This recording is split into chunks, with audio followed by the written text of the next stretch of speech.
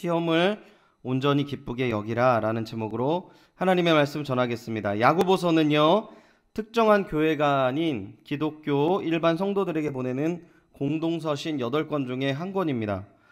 행위를 강조하는 야고보서는 바울이 강조하는 이신칭의와 대조되기에 한 신학자는 지푸라기 서신서다, 복음이다 라고 불리우기도 했습니다.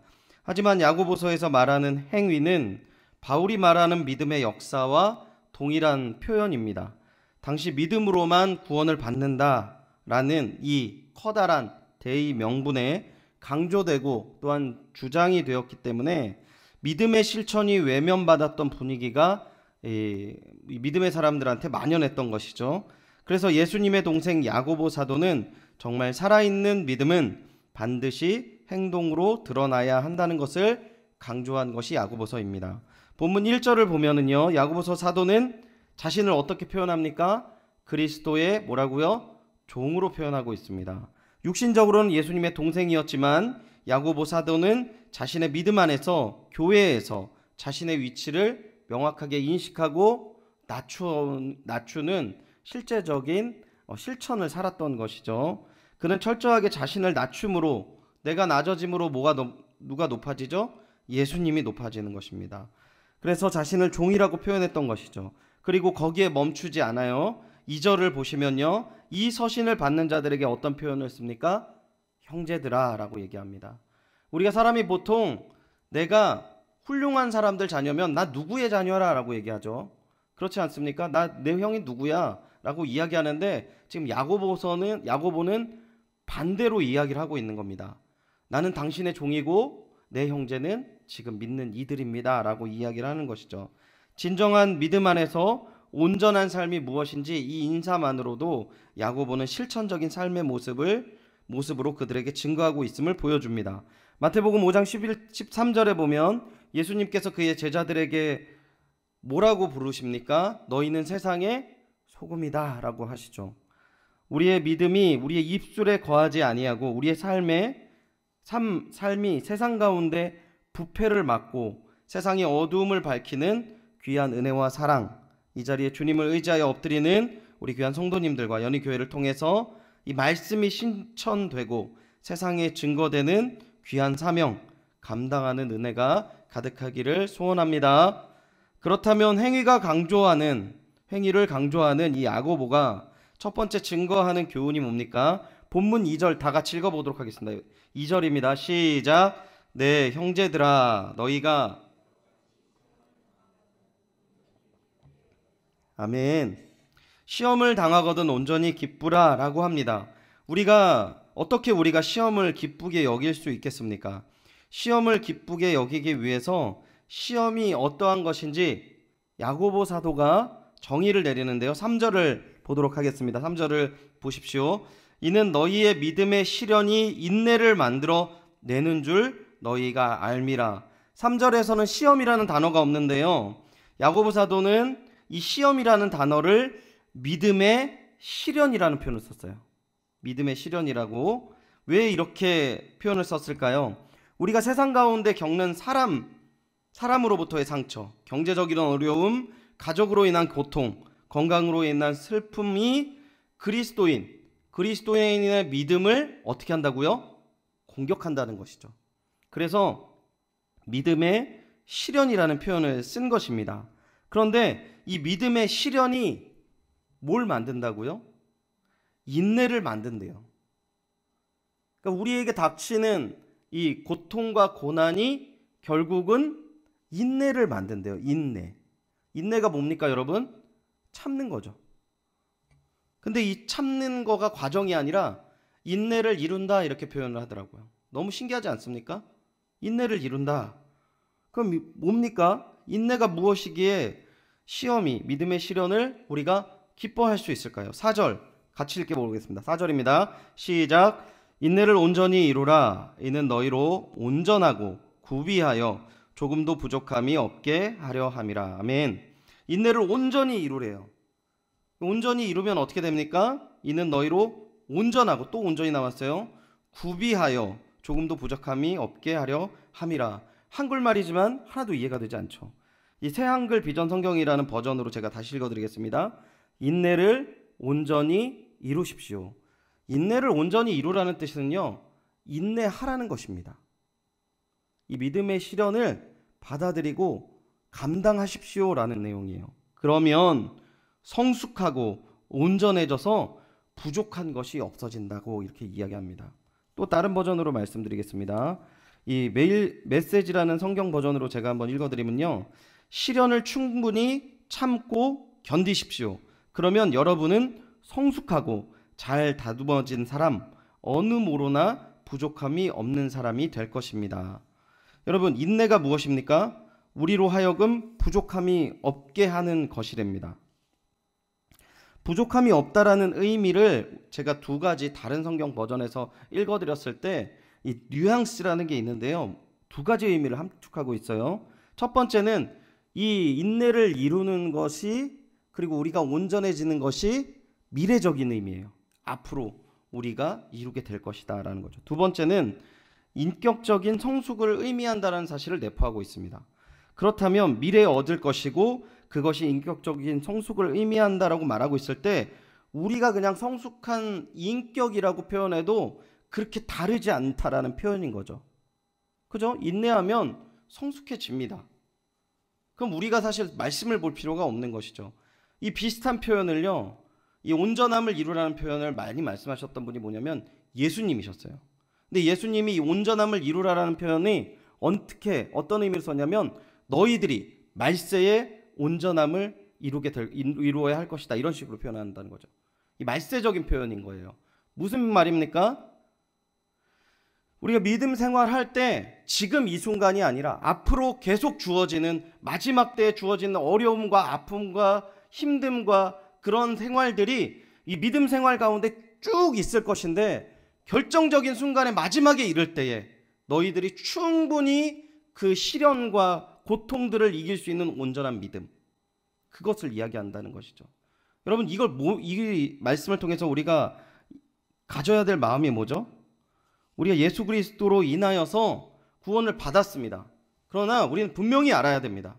우리는 믿음의 삶, 이 믿음을 가지고 나아가는 삶을 당연히 살아갈 때 세상 가운데 있기에, 하나님의 자녀로 하나님의 백성이기에 세상 나라 가운데 고통을 받게 되는 것이고, 신앙 안에서 온전하게 이것을 인내하게 되어질 때 결국 어떻게 됩니까?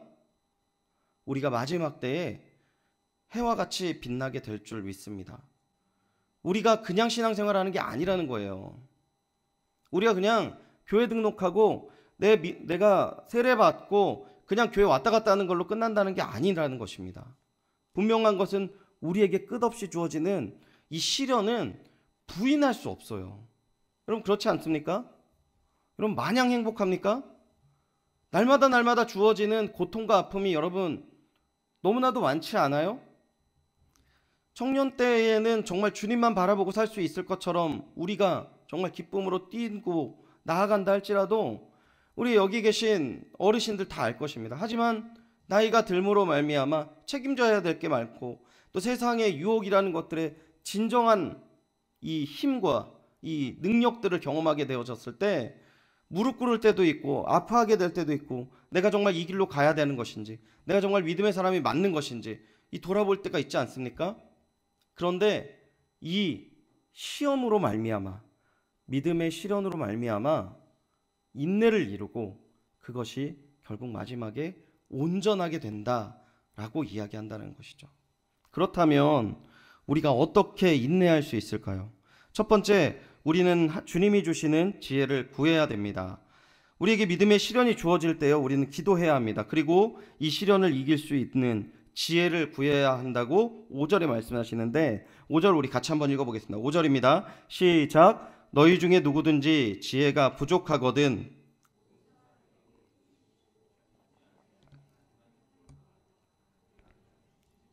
아멘. 제가 이거를요 공부할 때 너무 은혜를 많이 받았어요. 공부해도 점수가 안 나오는데 주님 지혜를 주세요. 그런데 이 말씀이 너무 가슴에 와닿는 거예요. 부족하거든 모든 사람에게 후히 주시고 꾸짖지 아니하신대요. 그러니까 하나님 은혜가 얼마나 풍성합니까? 그런데요, 우리가 하고 있는 공부에도 저는 뭐 틀리지 않았다고 생각합니다. 그러나 정말 중요한 건 뭡니까? 우리가 인생의 시험 가운데 있는 닥친 어려움에 딱 부닥쳤을 때 하나님께 구하라는 거예요. 단순히 기도하라는 게 아닙니다. 여러분, 여기에 안에 얼마나 깊은 은혜가 있냐면요, 여러분 믿음의 사람들이죠. 그렇죠? 네, 대답 좀 해주세요. 아멘. 네, 그럼 여러분 실수합니까 안 합니까? 너무 많이 실수해요. 아는데 실수해요. 또 넘어져요. 또 아파요. 부끄러워요. 정말 나는 이 부분에 있었을 때 죄에 대해서 너무 부끄러워서 정말 뭐 들고 눈을 내 스스로 바라보기 싫을 때도 있어요. 스스로를 용서하지 못할 때도 있어요. 그렇게 마지막까지 몰려갔다 할지라도 뭐 하라고요? 하나님께서 기도해라, 나에게 지혜를 구해라 라는 하나님의 풍성한 은혜의 말씀인 줄 믿습니다. 우리가 연약해요. 굉장히 사람이 굉장히 연약합니다. 늘 실수하고요. 그리고 그 행동한 다음에 후회해요. 그리고 정말 주님 앞에 나갔을 때 한숨만 나오고 주여 이 말 이상 더 이상 할 게 없을 때가 너무나도 많지 않습니까? 주님이 그런 막다른 공동에 있을 때 뭐 하라고요? 너희들 내 뜻이 뭔지 다 알고 있고 믿음의 사람이 어떻게 살아가야 되는지 다 아는데 그래서 알고 또 직분도 있고 오래되고 다 했던 너희들, 그런데 나를 배반하고 돌아서서 정말 어쩔 줄 몰라 하는 그 모습 가운데 주께서 이 말씀 주시는 겁니다. 기도해라, 지혜를 구해라, 내가 지혜를 주겠다라고 말씀하시는 것입니다. 우리가 주님의 지혜를 구한다는 것은요, 하나님의 뜻 가운데 이 믿음의 실현을 순리적으로 맡김을 의미합니다. 하나님이 우리에게 막받은 곳에 섰을 때 정말 자기 멋대로 살아가는 가운데에서 하나님께서 다시금 나에게 다 맡겨서 내가 해결하는 것을 봐라라는 것이죠. 야곱이 삼촌 라반의 집을 떠나게 될 때 그는 온갖 자신의 지식과 지혜를 의지하면서 준비했어요. 그런데 결국은 그가 해결할 수 있는 것 하나도 없습니다. 여러분 창세기를 자세히 보면은 라반의 집을 떠나기 위해서 다 준비를 해요. 재산 준비하고 아내들 다 설득하고 딱 가는데 라반 소나기에 있는 것이죠. 그런데 하나님께 이 모든 것을 맡겼을 때 하나님 어떻게 합니까? 라반에게 하지마 한마디 하세요. 딱 끝납니다. 라반만 해결하십니까? 형 에서의 위협에서도 야곱을 보호하십니다. 약속강가에서 야곱이 주님에게 엎드리고 주님께서 말로 뭐 하십니까? 그 형이 와서 야곱을 안는 그 귀한 은혜, 풍성함을 우리는 성경에서 잘 알고 있습니다. 주님께 맡겨야 한다, 우리는 너무 잘 알고 있죠. 그런데 우리가 늘 주님께 맡겨지는 것이 마지막이 됨을 우리는 너무 많이 경험하고 있어요. 그렇기에 오늘 우리 이 자리가 너무나도 중요한 것이죠. 오늘 우리가 주님의 뜻이, 주님의 능력이 마지막이 되지 않기 위해서 우리 가지고 있는 모든 것들 이 기도의 자리에서 다 내려놓고 주님께 맡겨서 하나님의 귀한 역사를 경험하는 은혜가 가득하시기를 축원드립니다. 두 번째, 우리는 주님을 의심해서는 안 돼요. 6절을 우리 같이 한번 보겠습니다. 6절입니다. 같이 보겠습니다. 시작. 오직 믿음으로 구하고 조금도 의심하지 말라.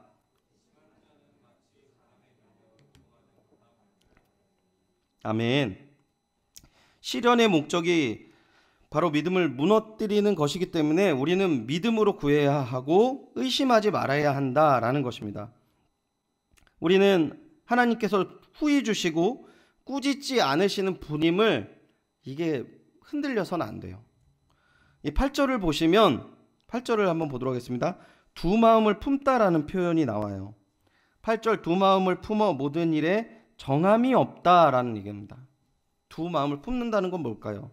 신명기 6장 5절에 보면 뭐라고 말씀하십니까? 너는 마음을 다하고 뜻을 다하고 힘을 다하고 내 하나님 여호와를 뭐 하라고요? 사랑하라 라고 말씀하세요.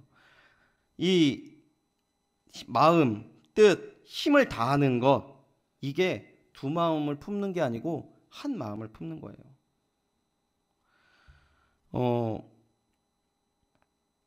한 마음을 품는 게 저는 너무 당연하다고 생각했는데 이게 굉장히 어려운 거더라고요. 제가 결혼을 하면은요, 제 아내만 보일 줄 알았어요. 굉장히 위험한 발언을 하고 있는 거죠. 지금 안 보고 있으시겠습니까? 이렇게 말씀드리지만 결혼을 하고 너무 고민이 많이 됐어요.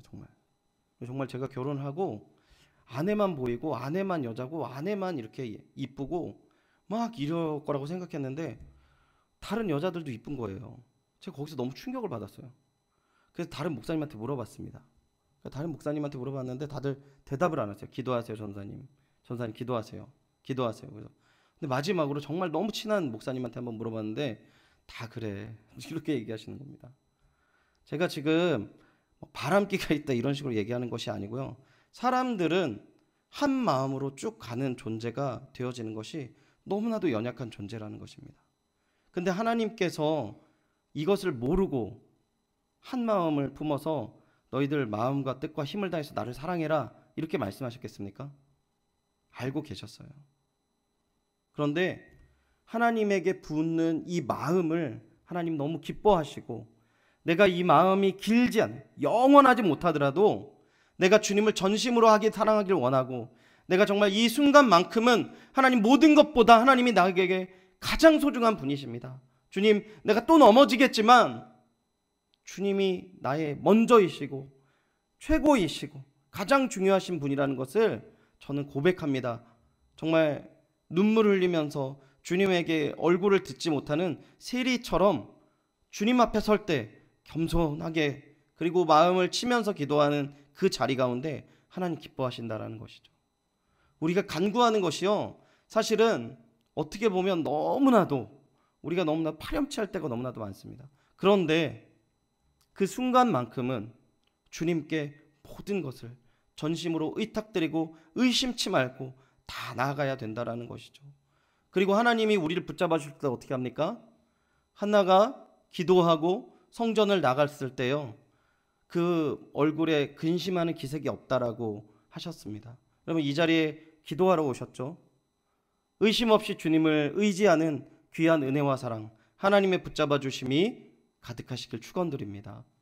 주님께 더욱더 나아가시고요, 오늘 우리가 벌려졌던 모든 일들이, 그리고 우리의 한 주간 동안에 있었던 모든 일들이 우리 발목을 잡고 흔들고 넘어뜨려 하겠지만 하나님을 의지하고 주님께서 후히 주시는 은혜와 사랑 붙잡고 나아갈 때 주님께서 어떻게 하신다고요? 우리를 붙잡으신다는 것입니다. 그리고 그 모든 것들 기쁘게 받아주신다는 것입니다. 이 믿음이 가득할 때 주님의 영광을 바라보며 나아갈 수 있는 것입니다. 우리가 마지막으로 우리가 인내하기 위해서 해야 할 것이 무엇입니까? 인내를 위해서는요, 우리는 입술로 자랑해야 하는데요, 9절과 10절 함께 읽어보도록 하겠습니다. 9절과 10절입니다. 시작. 낮은 형제는 자기의 높음을 자랑하고 그가 풀의 꽃과 같이 지나감이라. 아멘. 낮은 형제는 높음을 자랑하고 부한 자는 낮아짐을 자랑한다라는 것이죠. 낮은 형제가 높음을 어떻게 자랑할 수 있을까요?